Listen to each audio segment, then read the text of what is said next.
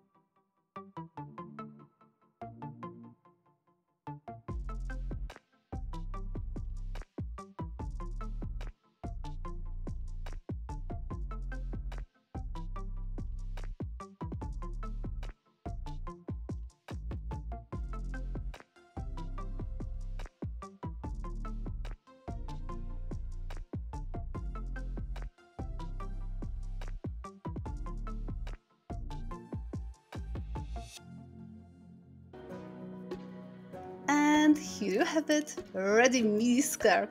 I decided to sew it without pockets, but I'm very curious your decision in this matter, with or without pockets.